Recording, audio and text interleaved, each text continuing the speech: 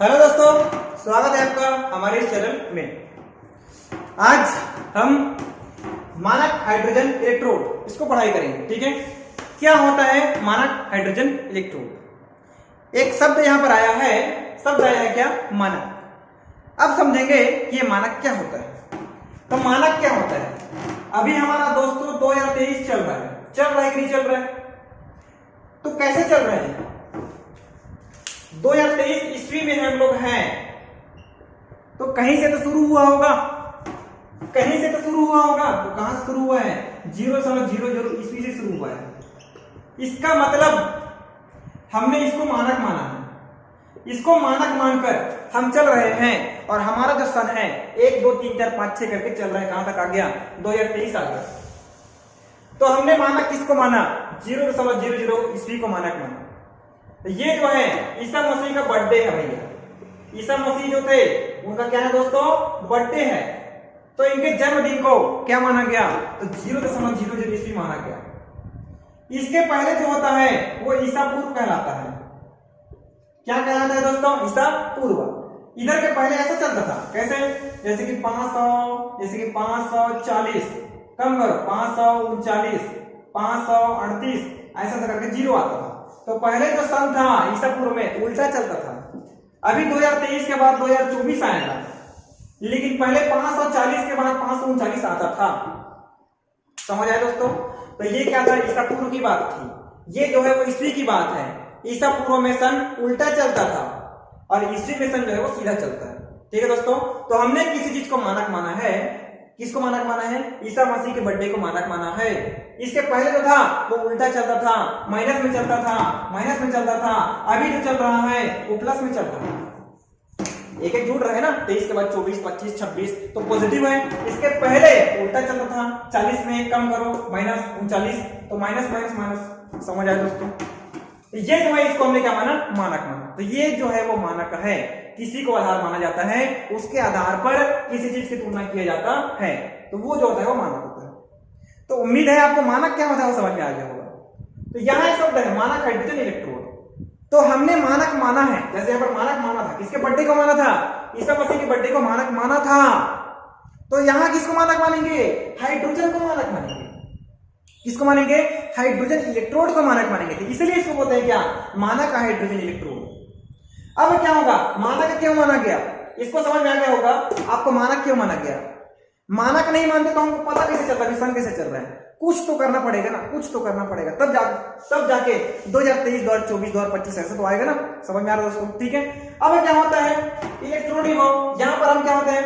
यहाँ पर बहुत सारे इलेक्ट्रोड है। अब किसी एक इलेक्ट्रोड का मानक इलेक्ट्रोड विभव का मान ज्ञात नहीं किया जा सकता। क्यों नहीं कर सकते? इसलिए नहीं कर सकते क्योंकि एक आदमी या तो दानवीर होगा, क्या होगा? दानवीर, या तो क्या होगा? भिखारी होगा। अब मैंने इन शब्दों का प्रयोग क्यों किया समझना। दानवीर का काम दान करना होता है, भिखारी का काम भीख मांगना होता है। अब दान कब कहलाएगा दान करना? भाई यदि मैं पैसे को दान करता हूं तो भिखारी भी होना चाहिए, और नहीं चाहिए मैं दान किसको करूंगा? दूसरा, यदि मैं भिखारी हूं तो कोई दान देने वाला भी तो होना चाहिए, तभी तो पैसा लूंगा, नहीं तो मैं पैसा किससे लूंगा? इसका मतलब दानवीर और भिखारी दोनों साथ साथ होने चाहिए। एक आदमी इधर से दान करेगा, दूसरा आदमी उसको क्या करेगा? ग्रहण करेगा। दोनों में बैलेंस होना जरूरी है, और नहीं होगा तो दिक्कत हो जाएगी। समझ में आया दोस्तों? ठीक है। तो प्रत्येक इलेक्ट्रोड का मानक, मतलब अलग अलग इलेक्ट्रोड का मानक हाइड्रोजन इलेक्ट्रोड विभव का मान नहीं निकाला जा सकता। क्यों नहीं निकाला जा सकता? क्योंकि या तो उसमें ऑक्सीकरण होगा, या तो क्या होगा? अपचयन होगा। दान करना ऑक्सीकरण कहलाता है और ग्रहण करना अपचयन कहलाता है। किसका दान करेगा? पैसे का नहीं, यहाँ पर इलेक्ट्रॉन का दान करेगा। इलेक्ट्रॉनों का दान करना ऑक्सीकरण कहलाता है, इलेक्ट्रॉनों को ग्रहण करना अपचयन कहलाता है। तो या तो वो दान करेगा या तो ग्रहण करेगा, अर्थात या तो ऑक्सीकरण होगा या तो क्या होगा? तो अपचयन होगा।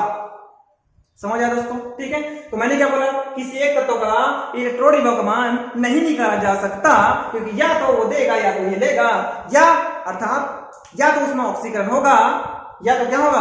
अपचयन होगा। अतः किसी भी इलेक्ट्रोड का मानक इलेक्ट्रोड विभव मान निकालने के लिए किसी एक ऐसे जने को लिया जाता है जिसके वैल्यू जो होता है स्वेच्छानुसार 0.00 वोल्ट माना गया है। ऐसे इलेक्ट्रोड को मानक के रूप में लेंगे जिसके विभव का मान कितना होता है दोस्तों 0.00 वोल्ट होता है। तो इसी को बोलते हैं क्या, मानक हाइड्रोजन इलेक्ट्रोड। ये परिभाषा ठीक है। आप चाहेंगे मैं एक बार फिर से बोल दूंगा। फिर से मैंने क्या क्या बोला, विभिन्न तत्वों के मानक हाइड्रोजन इलेक्ट्रोड का मान अकेले ज्ञात नहीं किया जा सकता है, क्योंकि किसी एक इलेक्ट्रोड में या तो ऑक्सीकरण की क्रिया संपन्न होगी या अपचयन की क्रिया संपन्न होगी। अतः किसी तत्व का मानक हाइड्रोजन इलेक्ट्रोड का मान निकालने के लिए किसी ऐसे तत्व को मानक माना जाता है जिसका विभव का मान 0.00 वोल्ट होता है, जिसके इलेक्ट्रोड विभव का मान 0.00 वोल्ट होता है। तो ऐसे इलेक्ट्रोड को मानक हाइड्रोजन इलेक्ट्रोड कहा जाता है। यह परिभाषा समझ आया दोस्तों? उम्मीद है समझ में आ गया होगा। ठीक है, अब इसका एक्सप्लेनेशन करेंगे। आपको समझ में आएगा, बस देखते रहो, सब समझ में आएगा। ठीक है, चलो क्या होगा दोस्तों, देखिए ध्यान से। इसमें एक प्लेटिनम का प्लेट होता है। क्या है दोस्तों? प्लेटिनम का प्लेट है। प्लेटिनम का क्या है दोस्तों? प्लेट है। इस पर पॉलिश करेंगे। किसका पॉलिश करेंगे? प्लेटिनम ब्लैक का, प्लेटिनम ब्लैक का पॉलिश करेंगे। थ्योरी इसको लिखना है आपको। इसमें प्लेटिनम ब्लैक का प्लेट होता है, इसमें पॉलिश कर देंगे। पॉलिश करने से इसमें जंग नहीं लगेगा, अर्थात इसका ऑक्सीकरण नहीं होगा। अगला काम, इसको कॉपर वायर के माध्यम से बाह्य परिपथ से अर्थात करंट से जोड़ देते हैं। जोड़ दिए। अब क्या करेंगे, इसको एक ऐसे छोटे से खोखले जैकेट में बंद करते हैं जहां पर मरकरी भरा होता है। क्या भरा होता है दोस्तों? मरकरी। इसको बोलते हैं Hg। ये छोटा सा खोखला सा जैकेट, छोटा सा ये तार है ना, उसके बीच में एक छोटा सा जैकेट रखते हैं। उस जैकेट में क्या भरते हैं? भरेंगे तो मरकरी भरते हैं। अब मरकरी जो होता है वो विद्युत का अच्छा सुचालक होता है, करंट अच्छे से फ्लो होने देगा। समझ में आ गया दोस्तों? ठीक है। अब क्या करेंगे, इसको एक ऐसे पात्र में भरेंगे। ये फिर से खोखला जैकेट है। इस पूरे सिस्टम को, इस पूरे उपकरण को एक ऐसे पात्र में भरेंगे जहां से H2 गैस भेजा जाता है। क्या भेजेंगे दोस्तों? H2 gas. कितना भेजेंगे? 1 atm दाब पर, 1 वायुमंडलीय दाब पर H2 गैस जो है यहां से प्रवाहित किया जाता है। यहां तक कोई दिक्कत? अब क्या करेंगे, ये जो पूरा सिस्टम है इसको एक ऐसे पात्र में डालेंगे, आयताकार पात्र, जहां पहले से क्या भरा होगा तो 1 मोलर H प्लस आयन भरा होगा। क्या भरा होगा दोस्तों? 1 मोलर H प्लस आयन भरा होगा। ये लिखिए थ्योरी। अब आगे क्या लिखेंगे, अब यहां से H2 गैस प्रोवाइड करेंगे। तो जैसे ही H2 गैस प्रोवाइड करेंगे तो प्लेटिनम की प्लेट जो है उसका अधिशोषण कर लेगा, अपने अंदर सोख लेगा उसको, उसका क्या कर लेगा? अधिशोषण कर लेगा। अब क्या हुआ, ऊपर में कौन है? H2 गैस है, नीचे में कौन है? H प्लस आयन है। इन दोनों के मध्य आ जाएगा क्या? साम्यावस्था। कौन सी अवस्था आएगा दोस्तों? साम्यावस्था। क्या बोला? ऊपर में कौन है?